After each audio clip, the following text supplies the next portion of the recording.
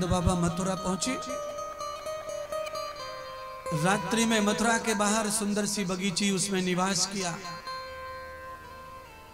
बलराम कृष्ण अपने सखाओं के साथ में रात्रि में पूरे मथुरा की परिक्रमा की। सारे सखाओं को मथुरा घुमाया। सुदामा नाम का दर्जी मिला, उससे कपड़े सिलवाकर भगवान ने मित्रों को पहनाए नए कपड़े बाजार में। दर्जी का कल्याण कर दिया। कंस का धोबी था, उसका भी कल्याण भगवान ने किया। उससे कपड़े छिनाए थे और उन्हीं कपड़ों को कटवा कटवा कर भगवान ने बालकों के लिए कपड़े सिलवाए।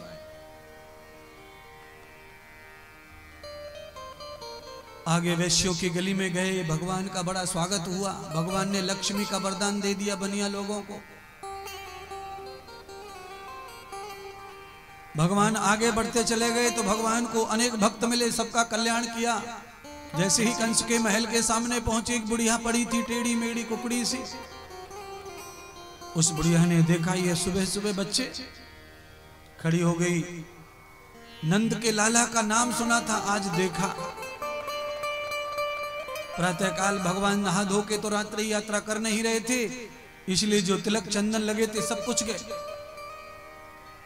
उस टेढ़ी बुढ़िया ने कहा कि अगर बालकों के माथे पे तिलक लग जाए तो कितने सुंदर लगेंगे। तो उसने चांदी का जो कटोरा था, चंदन का घिसा हुआ, उसने सब बच्चों के माथे पे लगा दिया। भगवान कृष्ण के माथे पे लगाया। भगवान के माथे पर चंदन लगाने का फल भगवान ने दिया। कुब्जा का शरीर शुद्ध कर दिया, पवित्र कर दिया और सुंदर कर दिया। चंदन भगवान को रोज लगाओ अपने घर में, निरोगी रहोगे, स्वस्थ रहोगे, सुंदर रहोगे। भगवान का झूठा चंदन अपने माथे पे लगा के घर से निकलो, कमाल हो जाएगा, जिंदगी में कभी धोखा नहीं होगा। पर जब घर से निकलते हो तो ऐसा लगता है कोई इस्लाम जा रहा है, हिंदू नहीं है ये। आदमी को तिलक लगाने में संकोच, छोटापन लगता है आजकल के बच्चों को। पर हमने तो प्रयत्न किया है कथा में कि सबके तिलक दिखे, इसलिए दरवाजे पर ही आदमी छोड़ रखा है, सबको तिलक लगाओ। कम से कम 7 दिन तो हिंदू टाइप दिखे। कल से तुम जानो तुम्हारा काम जाने, पर भगवान यज्ञ तुम्हारी रक्षा करे।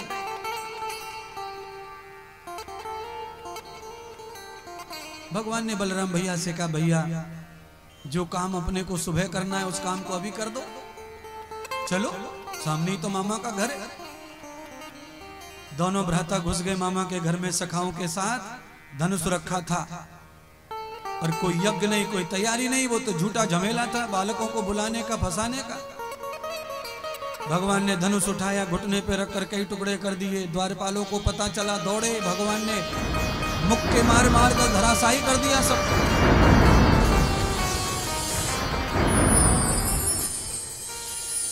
जल्दी से भगवान नंद बाबा के पास पहुंचे, स्नान ध्यान बाबा को करवाया, वस्त्र पहनाए और बाबा से कहा, चलो बाबा मामा के यहाँ यज्ञ में चलो। सारी लीला रात में समाप्त कर दी भगवान ने। नंद बाबा को पता ही नहीं चलने दिया।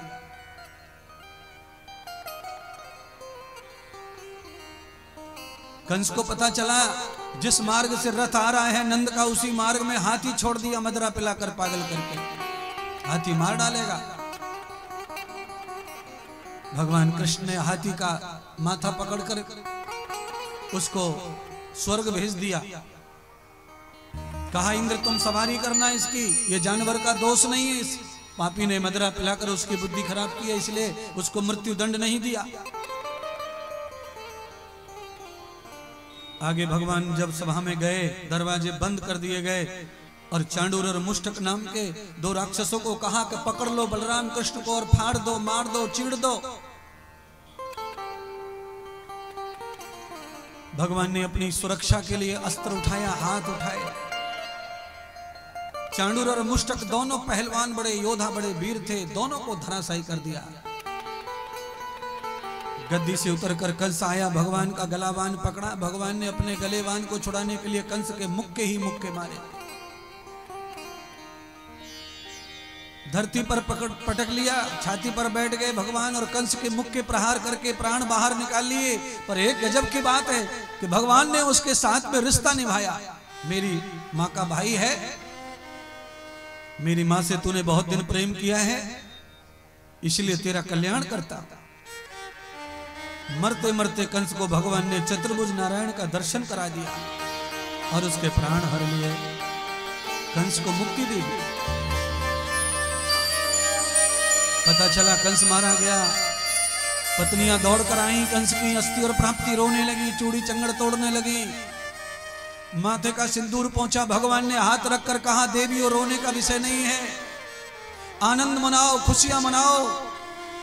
समाज का एक बहुत बड़ा राक्षस मारा गया और खुशी इस बात की है कि तुम्हारे पति को तो बैकुंठ धाम प्राप्त हुआ है, उसे तो मृत्यु के समय भगवान का दर्शन हुआ है, हल्ला मचा हुआ है पूरे राज्य में।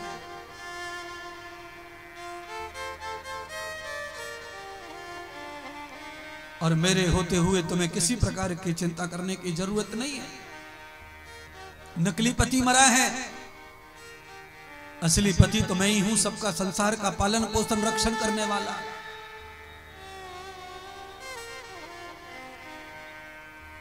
कंस की पत्नियों को ढांढस बंधाकर भगवान सीधे जेल पहुंचे और जेल में जाकर 11 वर्ष की उम्र में ही वायदा करके गए थे देव की वसुदेव से, उसी समय पहुंच गए। हथकड़ियां बेड़ियां काट करके अपने माता पिता को संसार के दुखों से मुक्त करके नीला धुलाकर वस्त्र पहनाकर आजाद कर दिया और अपने नाना जी उग्रसेन को भी आजाद करके स्नान अभिषेक करा करके मथुरा के सिंहासन पर पुनः स्थापित कर दिया और उनको फिर राजा बना दिया।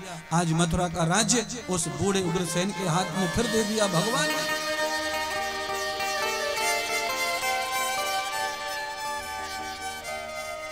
बात यह नहीं है कि राजा कितनी उम्र का है, बात यह है कि राजा कितना धर्मात्मा है, राजा कितना परोपकारी है।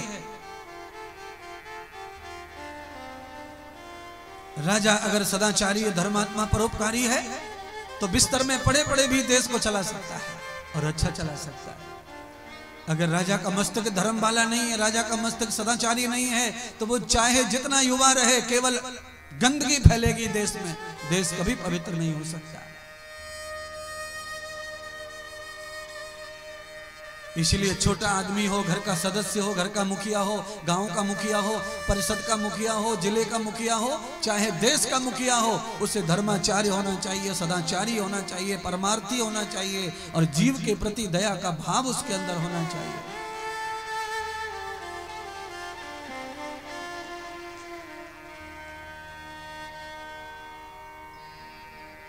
जिंदगी मिलेगी, कर्मों के हिसाब से फल मिलेगा, राज्यबद्धी मिलेगी, नेतागिरी मिलेगी, आप चुन के आएंगे, आपके भाग्य में लिखा है सब कुछ मिलेगा। पर उस भाग्य को और अच्छा खिलाओ, उस भाग्य को और श्रेष्ठ करो। उस श्रेष्ठ भाग्य को करने के लिए पद मिलने पर अच्छे अच्छे कर्म करते जाओ, समाज के लिए गौरव करते जाओ, तुम्हारे लिए प्रशंसा होती रहे। दुनिया आएगी जाएगी, लोग पल पल भूल जाएंगे, जैसे आप सब भूल गए अपने घर में मरने वालों को। फोटो टंगा है घर में, कोई उसकी तरफ देखता तक नहीं। श्राद्ध पक्ष भले आते हैं पंडित जियों की वजह से, श्राद्ध है नहीं तो कोई देखता ही नहीं मरे गिरे को 10-20 साल के बाद। वो तो अच्छा है कि आचार्य ब्राह्मणों ने श्राद्ध की परंपरा को चलाए रखा है, जिससे लोग कम से कम मरे गिरे को कभी कभी याद कर लेते, उनके नाम से भोजन अन्न दान कर लेते, अपने पापों का खात्मा कर लेते। नहीं तो जंग लग गई, तस्वीरों को मकड़ी के जाल पड़े। अब दादा को, अम्मा को, बीवी को, पति को, किसी को भी उठा के देख लो, घर की तस्वीर में मकड़ी का जाल निकलेगा। तस्वीर के पीछे गारंटी है मेरी। कारण वही है कि आदमी खुद तो नहाता धोता कपड़े बदलता है, पर मरे को मरा समझ के ही बस छोड़ देता है। तस्वीर टांगने की जरूरत भी क्या है?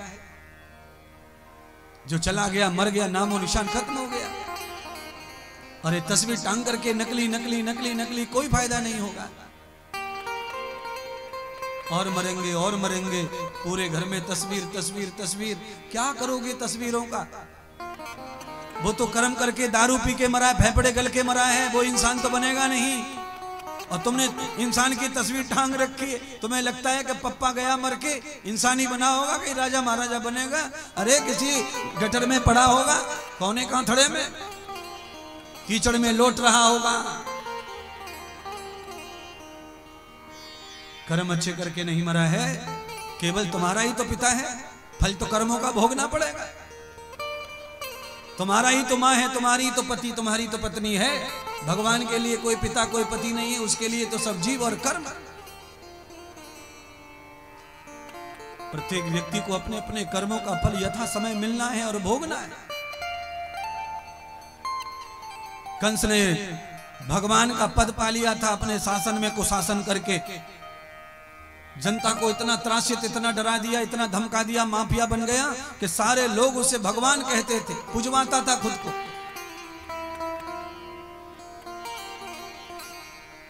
अंत हो गया, भगवान की शरीर की आयु 11 साल की हो गई। स्वयं भगवान ने अपने माता पिता को कहा कि अब मेरी लीला समाप्त हो गई ब्रज की, अब मेरी बाल लीलाएं समाप्त हो गई हैं, अब मुझे गुरु करवाओ। वारे भगवान कैसा संदेश देके गए मानव समाज को। पर ये मानव समाज इतना भौतिक हो गया, इतना आधुनिक हो गया, इतना पाश्चात्य संस्कृति में पगला गया है कि माता से पिता से सब बच्चे कहेंगे कि हमें गाड़ी खरीदवाओ, स्कूटी खरीदवाओ, मोबाइल खरीदवाओ। पर ये बच्चे नहीं कहते कि हमारा टाइम हो गया, हम 10 साल के हो गए, हमें गुरु करवाओ, किसी महात्मा के चरणों का दास बनाओ, किसी की भक्ति करवाओ, किसी का भजन करवाओ। मांगना है माता पिता से, कुछ डिमांड करनी है तो स्कूटी, मोबाइल। जिंदगी भर माँ बाप के खून चूसने के लिए पैदा हुए हैं, यही मांगेंगे। माता पिता का खून बढ़ाने के लिए पैदा होते तो परमार्थी होते, धर्मार्थी होते। एक आध बच्चा भाग्य से परमार्थी धर्मार्थी निकल भी आता है। बच्चा कहता है कि मुझे तो महात्मा बनना है, बच्चा कहता है मुझे कथा करनी है, बच्चा कहता है मुझे तो ध्यान करना है, बच्चा कहता है मुझे ब्रह्मचारी रहना है। माँ रोने लगती है, पिता खिसकने लगता है। लड़की अय्यासी करके भाग जाए किसी के साथ में, कोई गम नहीं माता पिता को। पर लड़की अगर महात्मा बनने के लिए चली जाए तो दुनिया भर का हल्ला मचा देते हैं। सिफारिश लगाएंगे, मेहमानों को ले जाएंगे, रिश्तेदारों को ले जाएंगे, पहचान वाले साधुओं से फोन करवाएंगे कि हमारी लड़की वापस आ जाए, समझाओ समझाओ समझाओ।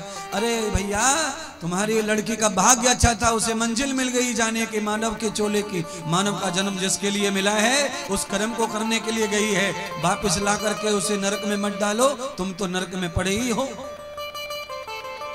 तुमको क्या लगता है बेड पे सोना स्वर्ग है? सोफा पे बैठना स्वर्ग है? बेड पे सो रहे हैं तब कमर दुख रही है, सोफा पे बैठ रहे हैं तो घुटना दुख रहा है। तो सोफा कहां सुख दे रहा है, बेड कहां सुख दे रहा है?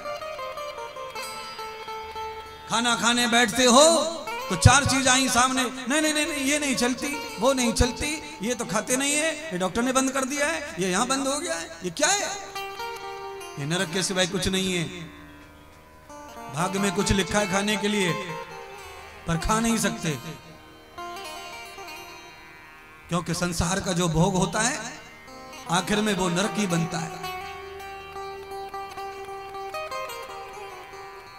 रोटी को पका के रख दो छबड़ी में, 2 दिन हाथ मत लगाओ, बास मारने लगती है।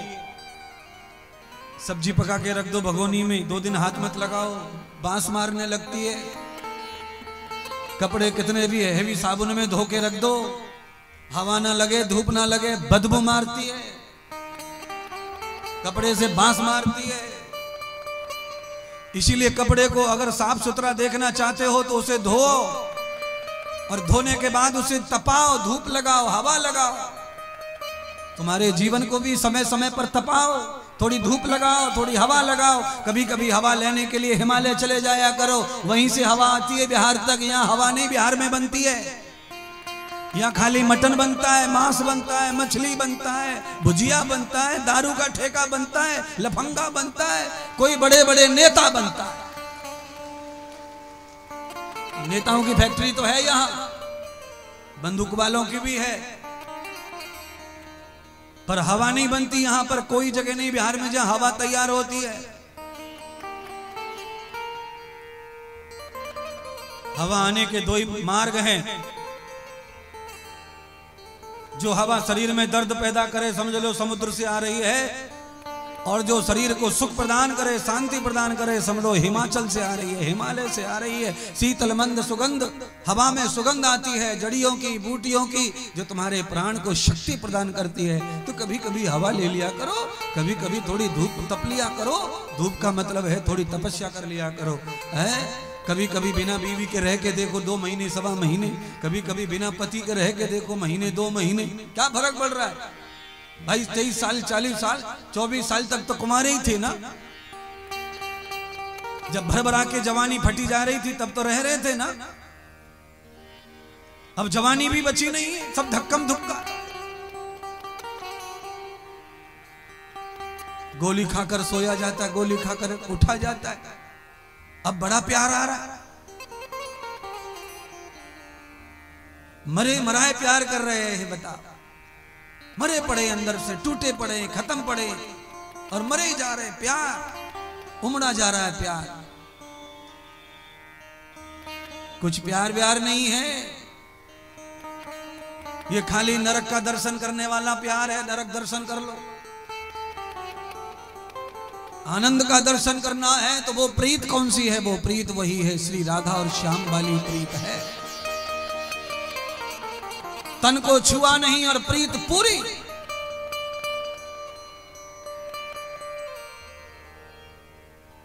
अब तो प्यार का मतलब ही शरीर है, दूसरा कुछ बचा ही नहीं। प्यार आज प्यार हुआ, कल शरीर लाओ। ये प्यार बचा है, बोलो। मलमूत्र के साथ में जिंदगी बिताना कितना अच्छा लग रहा है जनता को, और इसके साथ में परित्याग करके जीवन को शुद्ध पवित्र करके मजबूत करके जीना कितना कठिन लग रहा है। इसलिए इस पांडाल में से कुछ बच्चे, कुछ बच्चियां ऐसे निकलने चाहिए जो सन्यास लेकर देश की सेवा करें, ऋषियों की परंपरा को आगे बढ़ाएं। ये पांडाल, ये कथाएं सनातन को बचाएंगी।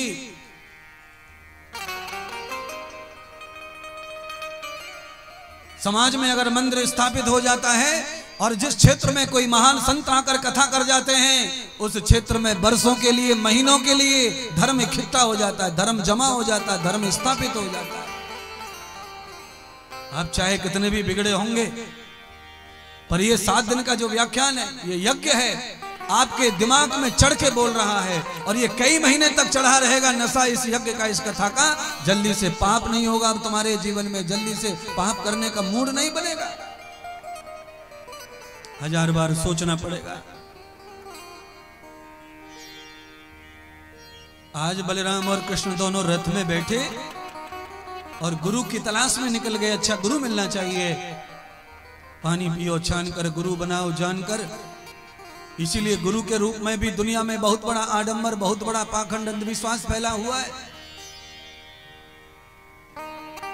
कोई अंगूठी पहनाकर चमत्कार कर रहे हैं, कोई समोसा खिलाकर चमत्कार कर रहे हैं, और कोई बालों की कंघी जेब में रख लो चमत्कार कर रहे हैं। महात्मा इंद्रदेव ऐसे आडंबर का चमत्कार नहीं करता। महात्मा इंद्रदेव का सीधा सा एकदम फिलॉसफी सीधी है, और सीधा एजेंडा है महात्मा का। और वो एजेंडा यह है कि तुम और भगवान दोनों जब मिलेंगे तो कोई टोटका नहीं करना पड़ेगा, सारे काम अपने आप ही सीधे हो जाएंगे। राम कृपा बिन सुलभन सोही, जा पर कृपा राम की होई, ता पर कृपा करे सब कोई। राम कृपा करते हैं तो ऑक्सीजन का मास्क जो है काम करता है। राम की कृपा हट जाती है तो ऑक्सीजन का मास्क काम नहीं करता है। कितने भी बड़ा सिलेंडर लगा दो, नाक पर आदमी मरा ही निकलता है। अगर राम की कृपा तुम्हारे ऊपर बनी है तो मास्क लगा दे, 5 मिनट में सांसें आ जाती हैं वापस, क्योंकि राम ने सांसें बंद की नहीं थी। थोड़ी देर के लिए ऊपर गैर होशी आई थी। तार से तार मिला के रखो राम से, भगवान से। बुराइयों का त्याग करो। मथुरा में कंस के डर के मारे महापुरुष महान ब्राह्मण, महान आचार्य, महान संत गायब हो गए थे डर के मारे। जिनको कंस को मानना नहीं था, पूजना नहीं था, वो मथुरा छोड़ के चले गए थे। तो अब तो कोई गुरु मथुरा में मिल ही नहीं रहा है। ऐसा नास्तिकवाद फैल गया ऐसे दुष्ट राजा की वजह से।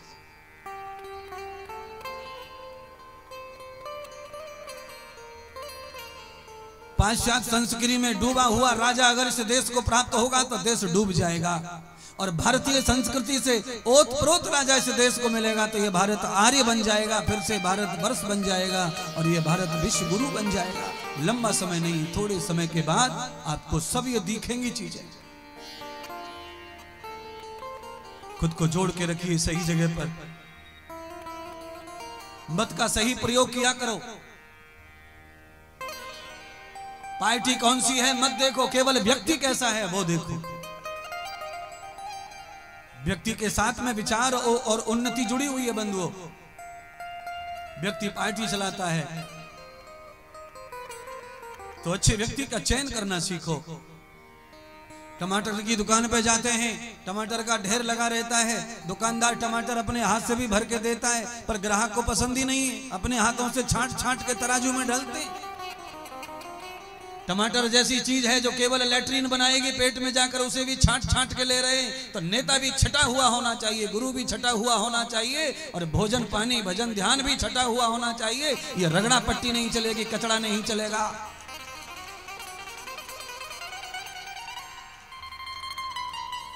कपड़ा खरीदने दुकान पर गए, भैया साड़ी दिखाना।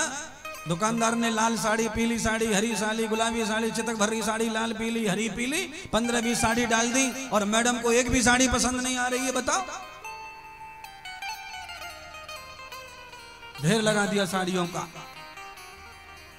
मैडम उचक उचक के कह रही है वो वाली निकाल, वो वाली, वो वाली। इतनी वाली फेर और वो वाली। जो कपड़ा केवल अंग को ढकता है उसके लिए इतनी पसंद, इतनी चॉइस।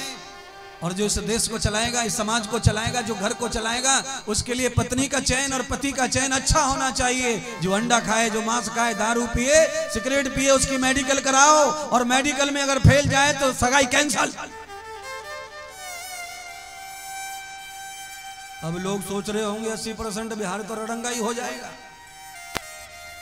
यहां तो लफड़े हो जाएंगे महाराज। मैं तो सच कह रहा हूं महाराज, विवाह से पहले दूल्हे का डीएनए होना ही चाहिए। कॉलेज में पढ़ रहा है, सिगरेट पी रहा है, बियर पी रहा है, जुआ खेल रहा है, सट्टा खेल रहा है, आज गुड्डी, कल सुनीता, कल पपीती, कल चुगड़ी, कल स्वीटी, कल पीटी, दुनिया भर की गाड़ी पे घुमा रहा है, और बाद में आकर बेचारी फंस गई कोई भोली भाली, ब्याह किसी और के साथ हो रहा है।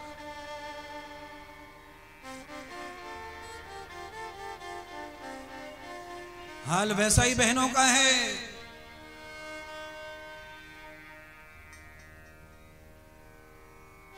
बहनों का भी कोई निश्चित जीवन नहीं बचा।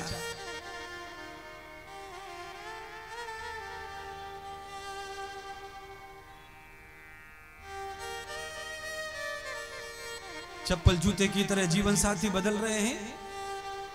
ये तो भारत की संस्कृति नहीं है। चप्पल जूते की तरह मित्र बदल रहे हैं, ये भारत की संस्कृति नहीं है।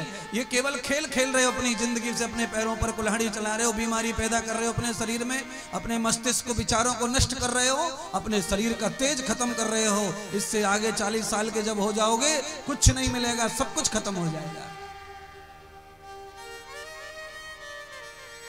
कम से कम 80, 85, 100 साल तक चमकते रहो। मैं तो ये चाहता हूं, 40 साल में ही क्यों बूढ़ा होना।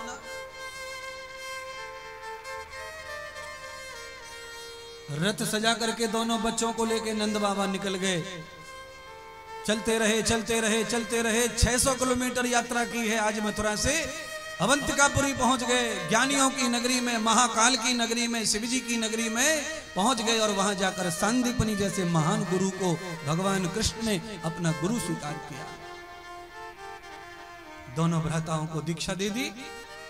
11 साल में स्वयं भगवान ने गुरु बनाकर दीक्षा ग्रहण कर ली। वो तो भगवान थे, हम तो इंसान भी नहीं हैं, केवल कठपुतली हैं इंसान के रूप में। तो हमें तो गुरु जरूर ही जरूर बनाना चाहिए।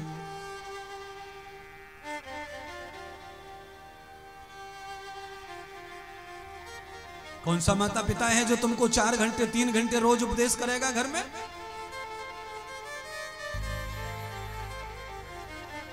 ये तो महात्मा ही हैं जो आपको उपदेश कर रहे हैं बिना परिचय के, किसी को जानता नहीं तो भी कर रहा हूं,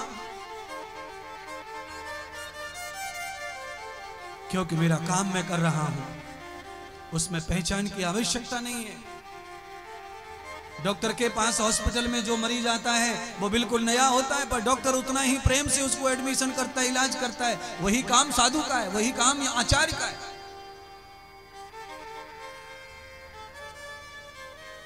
11 वर्ष भगवान ने गुरु सेवा की, सुदर्शन ज्ञान लिया, समस्त दर्शन शास्त्रों का, सुदामा जैसे परम मित्र, उद्धव जैसे मित्र बनाए। भागवत कह रही है कि शिक्षा के समय मित्र होना अगर आवश्यक है, पढ़ाई के समय वैसे मित्र नहीं होने की बात मनुस्मृति में लिखी है। विद्या काल में केवल विद्यार्थी को अकेला रहना चाहिए, और दुनिया में पहला मित्र पत्नी या पति होता है, उससे पहले कोई मित्र नहीं होना चाहिए। मनुस्मृति यही कहती है। अगर ये नियम कोई अपना ले तो वो अजन्य 100 साल तक जवान रहता है, वो कभी बुढ़ा और कभी नालायक नहीं बनेगा। मित्र, एक मित्र हो तो मैं गिनती बताऊं प्यारे, एक मित्र हो तो मैं गिनती बताऊं। लड़की है 14 साल की और व्हाट्सएप में कम से कम 300 ग्रुप बना रखा है, 300 का। अब बताओ, एक लड़की और 300 मित्र, एक मिनट भी बात करे तो कितने मिनट बात करनी पड़ेगी? 300 मित्र है। अब इनका बर्थडे अटेंड करना है तो 365 दिन में से केवल 65 दिन बचे पढ़ाई के लिए, ज्ञान के लिए, सीखने के लिए, व्यायाम के लिए, भजन के लिए। बाकी 300 दिन तो बर्थडे में ही चले जाएंगे बच्चों के, फ्रेंडों के। और रोज पार्टी होगी, नाचेंगे, कूदेंगे, मरेंगे, हंसेंगे, जीवन खत्म होगा। माता पिता से बड़ा फ्रेंड कोई नहीं। विद्यार्थी का मैं गारंटी से कह रहा हूं, मेरी बात मान लोगे तो जीवन बचेगा तुम्हारा। सबसे ज्यादा चाहने वाला दुनिया में कोई है तो वो है माँ। माँ को सच्चा मित्र मानो ब्रह्मचारी काल में 25 साल तक, और 25 साल के बाद में पुरुष है तो पत्नी को मित्र मानो, पत्नी स्त्री है तो पति को मित्र मानो। ये नकली जो मित्र है ना, ये पाव भाजी खिला करके तुम्हें पूरा खा जाते हैं। मैं कह नहीं रहा, नहीं मैं चूकता नहीं कहने में कुछ भी। पानी पूरी खिलाते ही 20 रुपए की, एक आइसक्रीम खिला देते, और न जाने फिर उतनी महंगाई 80 रुपए में कितनी बड़ी डिमांड करते। उसी समय प्लास्टिक की हो तो प्लास्टिक की, नहीं तो रबर की हो तो रबर की, उतार के दे दे दे ले डिमांड। पर देगा कौन? जिनको कह रहा हूं वो तो पहले से ही भसड्डी बैठे सब।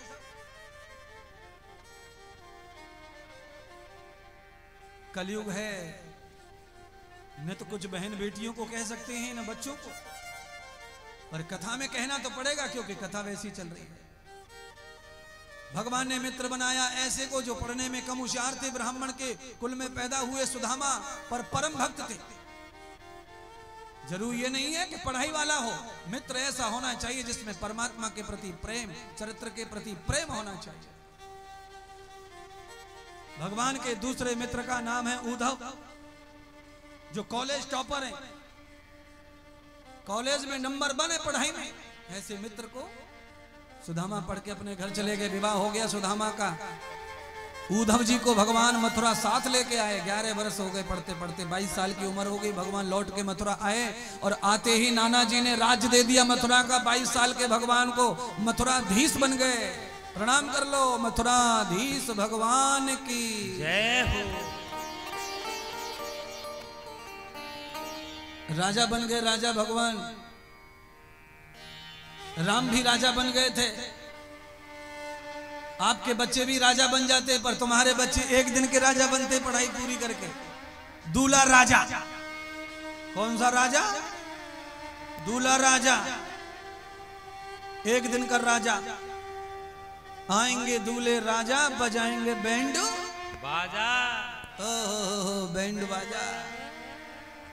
घोड़ी पे चढ़ ले बेटे आज।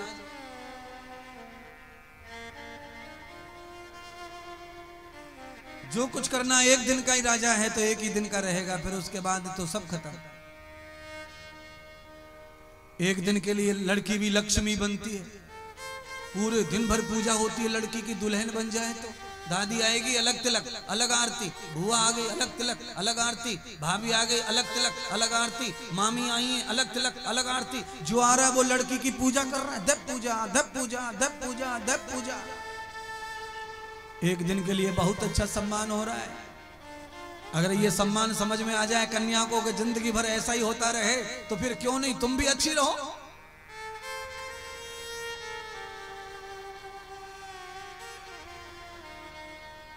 जरासंध नाम का राक्षस है, कंस का ससुर था। जैसे पता चला कृष्ण राजा बन गया, आक्रमण कर दिया मथुरा पर। भगवान के प्रसोद को झेल नहीं पाया, परास्त होकर भाग गया। 17 बार उसने युद्ध किया, 17 बार परास्त होकर भागा, पर भगवान के हाथों से मृत्यु नहीं थी, इसलिए भगवान ने उसे मारा नहीं। उसे भी वरदान प्राप्त था कि नारायण से नहीं मरेगा। 4 साल युद्ध चलता रहा मथुरा में। भगवान को लगा कि मथुरा का शासन करना ही मेरे लिए कष्ट की बात है, क्योंकि ये पापी का राज्य, ये कंस ने सब दूषित कर दिया है, मुझे यहाँ शांति नहीं मिलेगी। तो भगवान ने रातों रात मथुरा को छोड़ दिया, ब्रज को छोड़ दिया। अपने चाचा अक्रूर जी को, बलराम जी को, उद्धव जी को लेके चारों प्राणी ब्रजवासियों को न बताकर चले गए, और समुद्र के बीच में सुंदर सी नगरी बना करके वहां के लोगों ने भगवान को अपना राज्य दान कर दिया, संपत्ति दान कर दी। भगवान वहां के राजा हो गए। बोलिए द्वारका नाथ की जय हो। जैसे भगवान द्वारका के नाथ बने, महाराष्ट्र की पावन धरती में अमरावती जिला है, वहां के राजा भीष्मक, उनकी पुत्री रुक्मिणी का पत्र पहुंचा, हे परमात्मा, हे द्वारका नाथ, स्त्रियों के रक्षक, मेरी रक्षा करो। मेरा भाई मेरा विवाह शिशुपाल के साथ में कर रहा है, और मैं तो आपको चाहती हूं और आपसे विवाह कर चुकी, मैं मर जाऊंगी और आपके सिवाय मैं दूसरा पति वर्ण नहीं करूंगी। भगवान कृष्ण रथ लेकर आए और एक अबला नारी की रक्षा करके उसे द्वारका ले गए। उसके माता पिता को बुलाया, अपने माता पिता को बुलाया भगवान ने, आचार्य बृहस्पति को बुलाया, सब देवता पधारे, और रुक्मिणी जी के साथ में भगवान का प्रथम विवाह हुआ।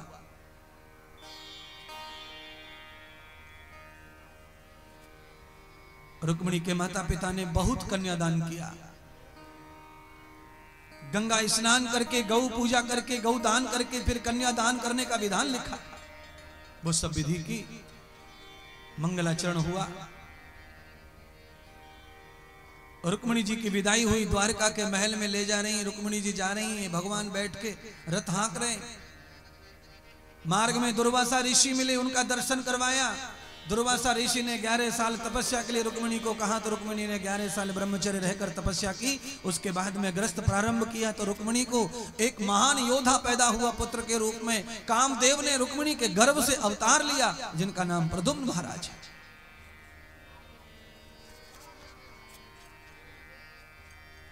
कामदेव को भस्म कर दिया था भगवान ने। तो पत्नी रोने लगी थी, तो भगवान ने कहा, जब कृष्ण अवतार होगा, जब तेरा पति मेरे ही घर में पैदा होके आएगा, और तेरा भी जन्म होगा, और तू मेरे ही पुत्र की भार्या बनकर आएगी, तुम दोनों साथ रहोगे। आज प्रहलाद के वंश में राजा बलि के पुत्र वाणासुर की पुत्री के साथ महाराज प्रद्युम्न जी का विवाह हुआ। बाद में भगवान श्री कृष्ण ने प्रद्युम्न को कहा, पुत्र जाओ, भामासुर नाम का दैत्य आतंक मचाए हुए है, सुंदर सुंदर नारियों को उठा उठा के ले जा रहा है, और उसने सब अपनी कैद में रख ली हैं। सबके सार में दुष्टाचार करता है, दुष्टाचार करता है, बलात्कार करता है। उन महिलाओं की रक्षा करो, वो तुम्हारी मां सरीकी है। महाराज प्रद्युम्न ने भामासुर के साथ युद्ध किया और उसे परास्त करके उसकी जान ले ली। आज भगवान की आज्ञा से भगवान के पुत्र 16,100 स्त्रियों को उस राक्षस की जेल से आजाद करके द्वारका लेकर आए। सारी महिलाएं मरना चाहती थी शर्म के मारे, क्योंकि इज्जत लुट गई है। समाज में जिए तो जिए कैसे, समुद्र में कूद कूद के प्राण दे रही थी। भगवान ने सबको रोक दिया मरने से, कहा मरने की आवश्यकता तुमको नहीं है, क्योंकि तुम्हारा कोई गलती नहीं। तुम्हारे साथ दुस्साहस हुआ है, अबला होने के नाते तुम पराजित हो गई, पर समाज में इज्जत तुम्हें कमानी है तो मेरा ध्यान करो, मैं तुम सबको अपनी पत्नी स्वीकार करता हूं। मेरे परमात्मा का दिल कितना महान है, उन डूबने वाली स्त्रियों को अपनी पत्नी मान करके भगवान ने द्वारका में बसा दिया और अपना भजन दे दिया।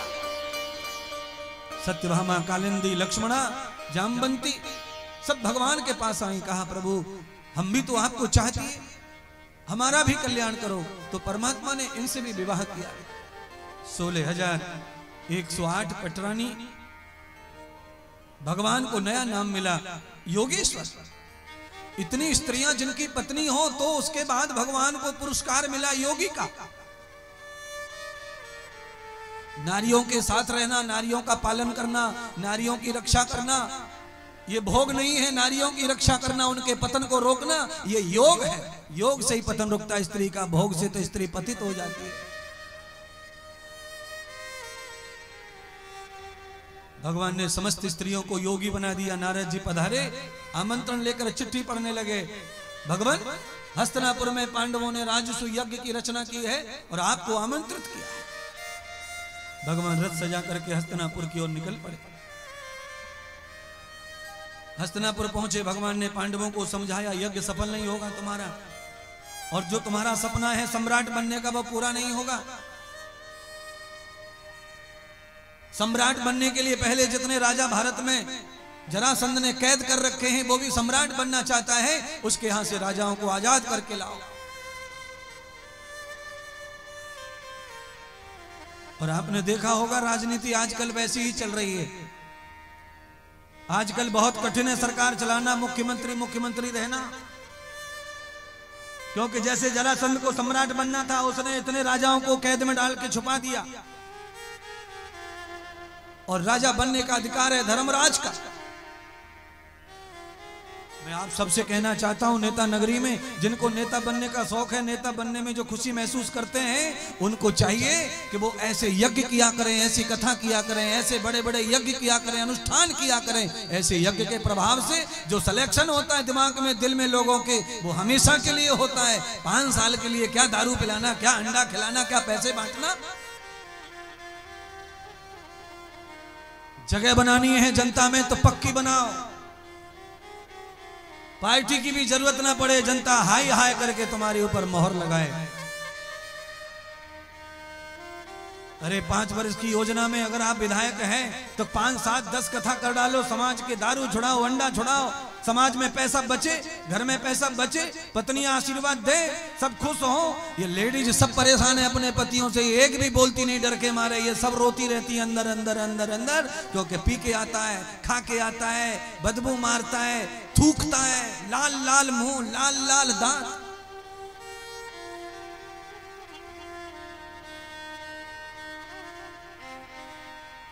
बहुत कुछ तो है बताने के लिए।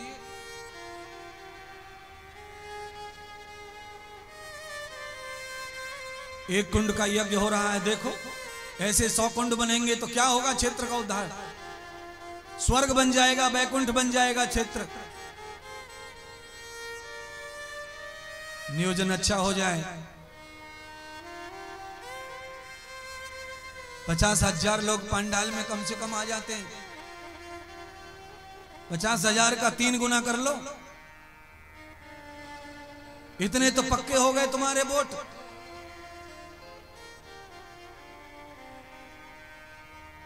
समाज के लिए पहले नियोजन करो, समाज के लिए हमें अच्छा क्या करना है।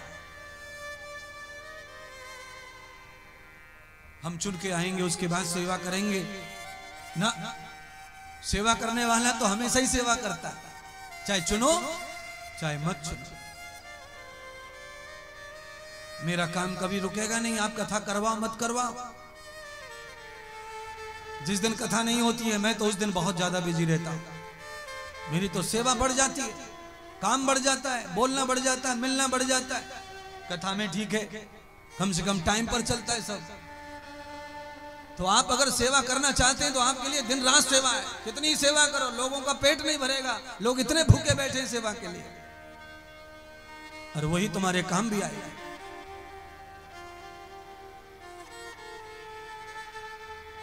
मेरे पास में शास्त्रीय सिद्धांत है राजनीति के, वो मैं आपको बता रहा हूं। कथा चल रही है ऐसी तो ऐसी समझाने की जरूरत है। जमाना चाहे जितना भी खराब हो, पर दारू धक्कड़ बांट कर वोट लेकर आप समाज को खराब ही कर रहे हैं। आप कुछ भला नहीं कर रहे किसी का। आज आपका लालच पूरा हो सकता है, पर समाज में जो बुराई फैलेगी उसका क्या? एक स्टैंडर्ड बनाओ, एक क्वालिटी बनाओ कि लोग आपको अलग से नजर देखें, अलग भाव रखें आपके प्रति। आपके पास जो आए वो दारू के भाव से ना आए, बस। आपके पास जो आए वो पैसा फैला के हाथ ना आए कि पैसा मिल जाए वोट के लिए। आपके पास जो आए वो दिल से वफादारी से आए कि ये पैसा लो, ये वोट लो, पैसा भी हम देंगे, वोट भी हम देंगे, पर तुम ही राजा चाहिए हमें हमारे समाज के। यह काम करना चाहिए नेता को, समाज में, व्यक्ति को। पुराने समय में मुझे सब याद है बचपन की। 40 साल पहले मतदार संघ में किसी भी वोटर के जो वोट देते वो ही चंदा देते थे। पहले सरकार के पास कुछ नहीं था, नेता के पास भी कुछ नहीं था। अब चुनाव लड़ना है तो इतने पैसे जमा करने पड़ते हैं, इतने चाहिए कि पहले टिकट के लिए दो, फिर काय के लिए। भाई पैसे से ही शुरू होता सारा खेल। पैसे पेड़ों पे लटकते नहीं है, पैसे तो काला पीला करके ही आते।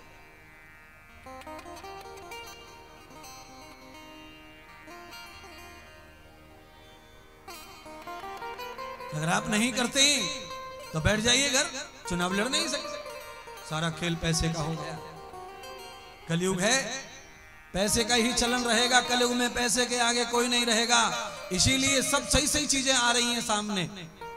बाप बड़ा ना भैया, सबसे बड़ा भैया।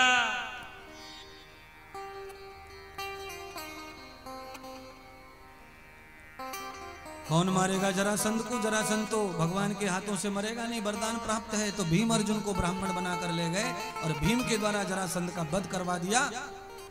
सब राजा छूट कर आए और यज्ञ प्रारंभ हो गया। भगवान कृष्ण को सिंहासन पर बिठा करके पांडव पूजने लगे। भगवान का परम दुश्मन शिशुपाल और दंतवक्र सभा में आए थे, खड़े हो गए और भगवान को गालियां देने लगे। भगवान ने बुआ को कहा, बुआ तेरे पुत्र को समझा ले, 100 बार गलती माफ करूंगा। नहीं माना। अरे तू क्या कर लेगा? गैया चराने वाले तू क्या कर लेगा? मक्खन चुराने वाले क्या कर लेगा? चक्र चलाया, मैदान कर दिया शिशुपाल दंतवक्र का। भगवान सुखदेव कहने लगे, राजन, भगवान विष्णु के पार्षद जय विजय का तीसरा अवतार राक्षस कुल में हुआ। ये तीसरी बार भगवान ने उनका उद्धार करके उनकी सेवा का फल उन्हें दान कर दिया। जय विजय बैकुंठ चले गए। भगवान के चरण धोकर पूजा हुई। धर्मराज युधिष्ठिर यज्ञ करके पूरे विश्व के सम्राट चक्रवर्ती राजा बनाए गए। भगवान साधु संतों की झूठी पत्तलों की सेवा करके द्वारका लौट कर आए। और द्वारका लौट के आए तो बैठकर भगवान देख रहे हैं, कौन रहेगा मेरा भक्त जिसका कल्याण नहीं हुआ है। अब मेरी लीला समाप्त करने का समय आ गया है। तो भगवान ने उसी समय सुदामा की याद आई, तो सुदामा का परमात्मा ने निश्चित कल्याण कर दिया। और फिर भगवान कुरुक्षेत्र के मैदान में चले गए। कुरुवंशियों को बुलाया, यदुवंशियों को बुलाया, सबको उपदेश दिया। मेरे जाने के बाद गाय की सेवा करना, संतों की सेवा करना, आचार्य और विद्वान वेद पाठियों के उपदेश का पालन करना, दरवाजे पर मांस मटन अंडा दारू नहीं लाना, दरवाजे पर कभी जुआ सट्टा मत लाना, अपने घर में बुजुर्गों को भगवान का दर्जा प्रदान करके उनकी पूजा सेवा अर्चना करना, और बिना यज्ञ के बिना भोजन कभी नहीं करना। ये करोगे तो हर समय मैं तुम्हारे साथ रहूंगा। अपने पुत्रों को भगवान उपदेश दे करके अचानक जब अदृश्य हो रहे तो उन्हें ध्यान आया कि अभी तो मेरे माता पिता उद्धव बचे। तो भगवान ने उद्धव को गुरु की महिमा सुना करके उद्धव का कल्याण हुआ। सबसे ज्यादा ज्ञानी का कल्याण हुआ एंड में फिल्म की पूरी कथा के, और वो भी गुरु कथा सुनाई तब। सबका कल्याण भगवत कथा से। पर जो ज्यादा अहंकार में ज्ञान में घूमता है उसको गुरु कृपा चाहिए, तब उसका कल्याण होता है। बिना गुरु कृपा के ज्ञानी ध्यानी का किसी का भी कल्याण जगत में नहीं है। भगवान दत्त की 24 गुरुओं की कथा सुनाई। स्वयं भगवान ने उद्धव जी का अभिमान टूटा और शरणागति हो गए। वसुदेव जी वैकुंठ भेज दिए, देवकी को 8 पुत्रों का दर्शन करा दिया। देवकी यशोदा सबका उद्धार करके परमात्मा अचानक अदृश्य हो गए। पता चला भगवान लेटे हुए ही जंगल में कहीं और बाण चला दिया किसी शिकारी ने। पैर में भगवान ने बाण ले लिया, जो बाण हिरण को लगने वाला था। जाते जाते भगवान ने उस हिरण का भी ऋण चुका दिया। त्रेता युग में उस बाण को लेकर के भगवान ने सुग्रीव के भाई बाली का ऋण चुकाया कि आज हमने तुझे मारा है धर्म रक्षा के लिए, स्त्री की रक्षा के लिए, पर तुझे खेद है कि हमने पीछे से मारा है, तो हम तेरा भी ऋण चुकाएंगे, तेरे प्राण बचाकर। आज भगवान वो हिरण बन के आया, उसके प्राण बचाकर भगवान ने अपने पैरों में ले लिया बाण और अपनी काया को विश्राम दे दिया। तब सुखदेव जी कहने लगे, राजन, भगवान जब अदृश्य हो रहे थे तो 3 स्थान पर भगवान ने स्थान लिया। उस समय भगवान का कोई भजन कर रहा था भक्त, उसके हृदय में भगवान प्रवेश हो गए। और श्री व्यास जी भागवत की कथा रच रहे थे तो भगवान भागवत की कथा में समाहित हो गए। और लक्ष्मी माता आरती लेकर वैकुंठ में इंतजार कर रही थी तो भगवान विष्णु के रूप में वैकुंठ में चले गए। तो आज कथा में से भगवान विदा हुए तो मैं आपको बताना चाहता हूँ, हर पल भगवान का नाम स्मरण चालू रखो। भगवान कब विदा होंगे, कब आएंगे, कोई नहीं जानता। जाते जाते भिकनी गांव में कहीं किसी के हृदय में रह जाए तो गांव का उद्धार ही हो जाएगा भगवान को। इसलिए हर समय जपते रहो राम कृष्ण राम कृष्ण राम कृष्ण, राम नाम लिखते रहो। राजा परीक्षित, तुम्हें सांप डसने आया है, तुम्हारा श्राप संपन्न हो गया आज। राजा कहने लगे, गुरुदेव आपकी कृपा से अब मुझे काल का डर नहीं है, मैंने तो आपको पा लिया। गुरुदेव को पाकर डर समाप्ति हो जाता है। पर हे गुरुदेव, मैं श्राप को मुक्त करता हूं, मुझे सेवा दो। राजा परीक्षित खड़े हुए और राजा परीक्षित खड़े होकर के अपने गुरुदेव का पूजन करने लगे, पोथी ग्रंथ का पूजन करने लगे। और कुबेर का खजाना हस्तिनापुर में जो छोड़ के गए पांडव, सारी संपत्ति दक्षिणा के रूप में अपने गुरुदेव के चरणों में अर्पण कर दी है। गुरुदेव, आपके जैसे महान योगी धर्मात्मा संत ही इस समाज में धन का सदुपयोग कर सकते हैं। हम जैसे भोगी समाज में धन को केवल चुरा के छुपा के रख सकते हैं। इसलिए सारा धन मैं आपके चरणों में अर्पण करता हूँ, क्योंकि इस धन के बदले में आपने मेरे जीवन में कथा सुनाकर मुझे जीवन का ज्ञान देकर पापों से मुक्ति दे दी। ऐसा कह के राजा बैठ गए। सदगुरु की कृपा से नाग देवता ने पैर डस लिया, राजा का पंचभूत का शरीर समाप्त हो गया। राजा की आत्मा भगवान नारायण के शरीर में प्रवेश हो गई, सदगुरु के शरीर में प्रवेश हो गई। और भगवान कथा में राजा को मुक्ति देकर अदृश्य सुखदेव जी अपने लोक कैलाश चले गए भगवान शंकर।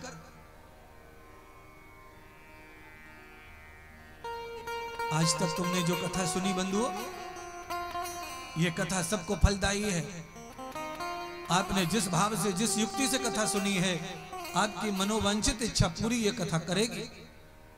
आयोजक लोगों ने जिन्होंने सहयोग किया है धन का, दान का, पुण्य का, उनको कथा बढ़ चढ़ के अर्थ बढ़ाएगी, धर्म बढ़ाएगी, कर्म बढ़ाएगी, उनको मोक्ष तक ले जाएगी।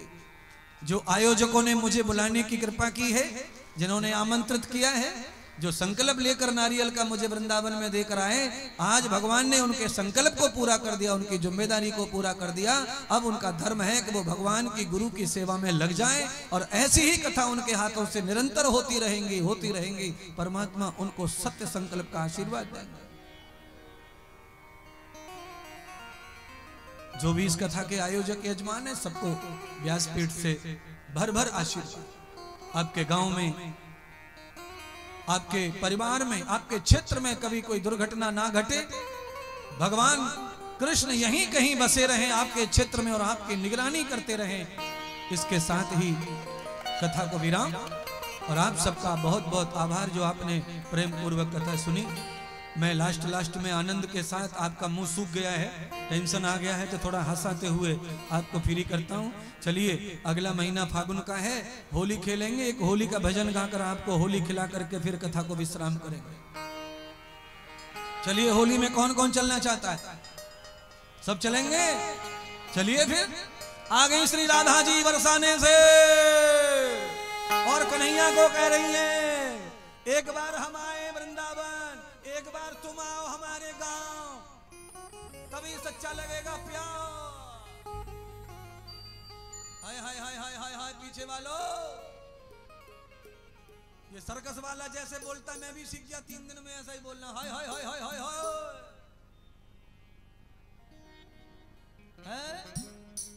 ओ लक्ष्मी पार्वती सावित्री तीनों बुड्ढी चलोगी क्या होली खेलने?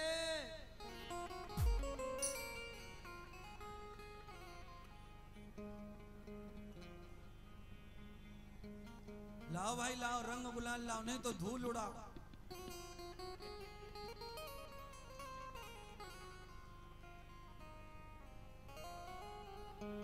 अरे आए जइयो श्याम बरसाने धाम, आए जइयो श्याम बरसाने धाम, अरे तो ये होली खूब खिलाई दूंगी, होली में कोई हराए दूंगी।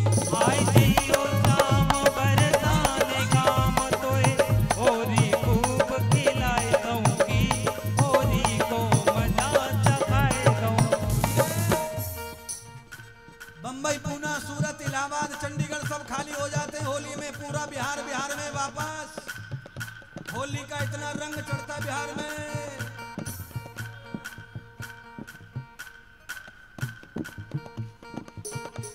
अबे नेता खड़े आगे और नाच रही ने, आगे करेंगे तब तो कुछ करेंगे, पीछे वाले मोहर लगवानी है तो कमर पे से आ जा। आ जाइयो श्याम बरसाने धाम, तो है होली खूब खिलाए दूंगी, होली में तो ही हराए दूंगी। आए जइयो श्याम बरसाने धाम, तो है होली खूब खिलाए दूंगी, होली में तो ही हराए दूंगी।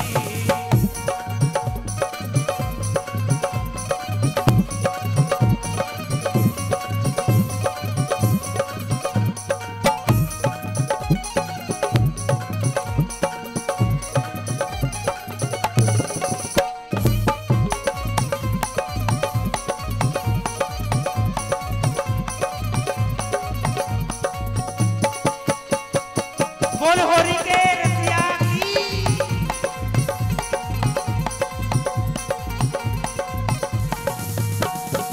क्या कह रही है श्री राधा? मैं वृंदावन आई थी ना, तो तुम्हारे यार ने मुझे तकलीफ दी, उसको जरूर लेके आना होली में, बदला लूंगी बदला। ये सखा मनुष्खा प्यारो, तेरा सखा मंजू का प्यारो है। गालियां दे रही राधा। मेरे भैया को सारो है, मेरे भैया को सारो है, मेरे भैया को सारो है। जग गोरे गोरे गालन पे मैं फुल चोरी हराए दूंगी, होली में तो ही हराए दूंगी। आए जइयो श्याम बरसाने धाम, तो है होली खूब खिलाए दूंगी, होली में तो ही हराए दूंगी। आए जइयो श्याम बरसाने धाम, तो है होली खूब खिलाए दूंगी, होली में तो ही हराए दूंगी।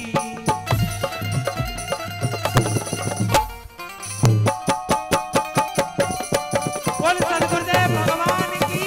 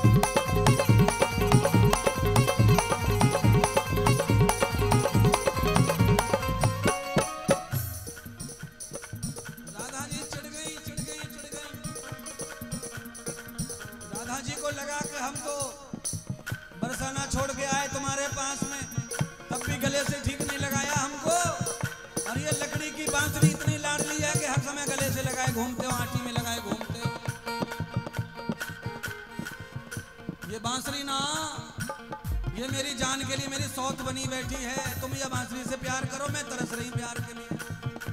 ये बंसी सौती हमारी, ये बंसी सौती हमारी है, ये बंसी सौती हमारी है, ये बंसी सौती हमारी है।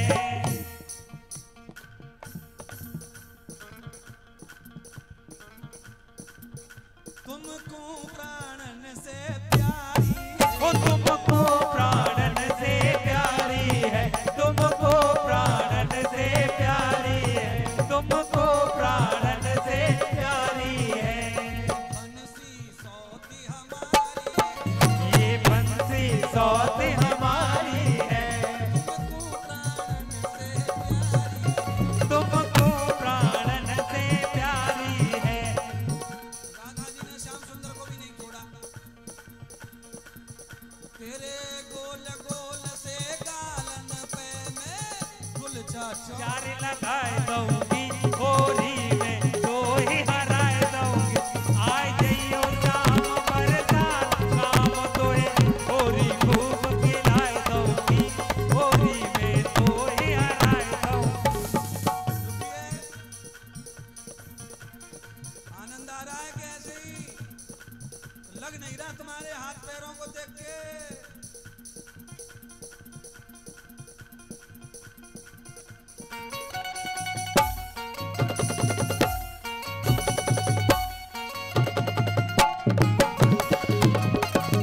बोल होली के रसिया की।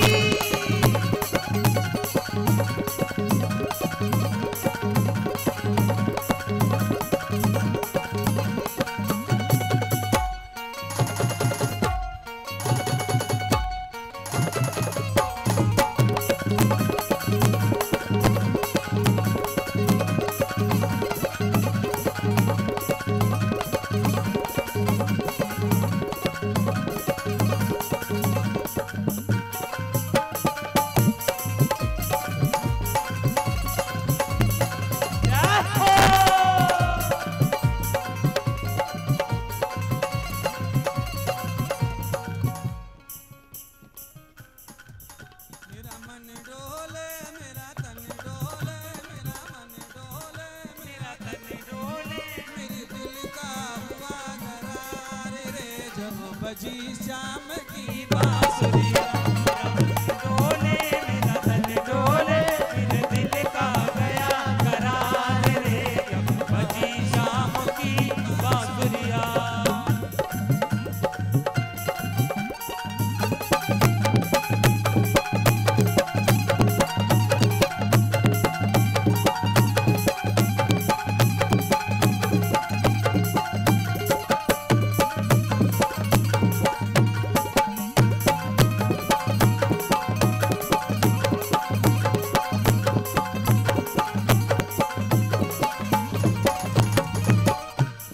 कौन के हाथ कनक पिचकारी, कौन के हाथ कनक पिचकारी, कौन के हाथ कनक पिचकारी, कौन के हाथ कनक पिचकारी, कौन के हाथ कमोरी रे रसिया, कौन के हाथ कमोरी रे रसिया, कौन के हाथ कमोरी रे रसिया। कौन के हाथ कमोरी रे रसिया। हरे कृष्ण के हाथ कनक पिचकारी, कृष्ण के हाथ कनक पिचकारी, कनक पिचकारी, कान्हा के हाथ कनक पिचकारी, राधा के हाथ कमोरी रे रसिया, राधा के हाथ कमोरी रे रसिया, ओ राधा के हाथ कमोरी रे रसिया। आज बिरज में ए रसिया आज बिरज में होरी रे रसिया, आज बिरज में होरी रे रसिया, आज बिरज में ओ होरी रे रसिया, बरजोरी रे रसिया। भैया जो नारियल देने आए थे वृंदावन, वो 4 प्राणी 5 कौन से? नारियल देने जो आए थे उनको व्यासपीठ पे आना है पूजा करने। अपना संकल्प छुड़ाने।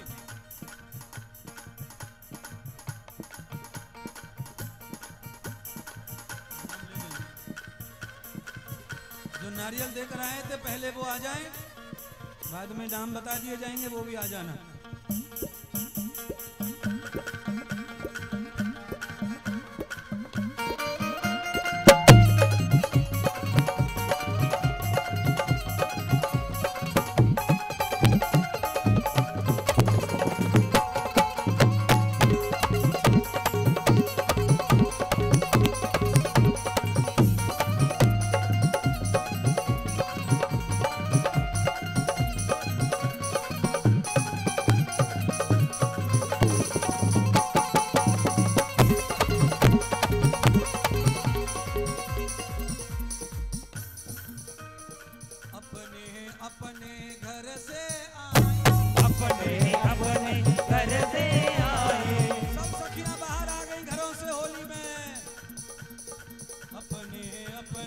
घर से आई, अपने अपने घर से आई, अपने घर से आई, अपने अपने।